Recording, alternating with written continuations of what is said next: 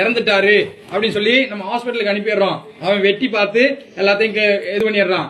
அப்ப இந்த உடம்புல உள்ள இந்த ஆத்மா போன உடனே அடுத்த கணம் பாத்தீங்கன்னா அந்த யமதூதர்கள் போய் யம கிங்கணர்கள் யமபட்டினத்துல யமதர்மராஜா கிட்ட ஒப்படைக்கும் போது யமதர்மராஜா பாப்பாராம், இது சரியான ஆத்மா தானா அப்படின்னு சொல்லி. சரியான ஆத்மாவா இருந்தால் அந்த இடத்துக்கு அவர் சொல்லுவாராம், இந்த யம கிங்கணர்கள்ட்ட அந்த இடத்துல கொண்டு போய் அந்த உடம்பு இருக்கிற இடத்துல விட்டுட்டு 12வது நாள் என் எல்லைக்கு கூட்டிட்டு வா அப்படின்னு சொல்லி அந்த ஆத்மா அந்த உடம்புக்கு பக்கத்துல நின்று கொண்டு அழுது கொண்டே பாக்குமா. இந்த உடம்ப பார்த்து பார்த்து வளர்த்தனே, இந்த உடம்புக்குள்ள நான் உள்ளுக்க போக முடியலைன்னு சொல்லி வருத்தப்பட்டு அழுகுமா.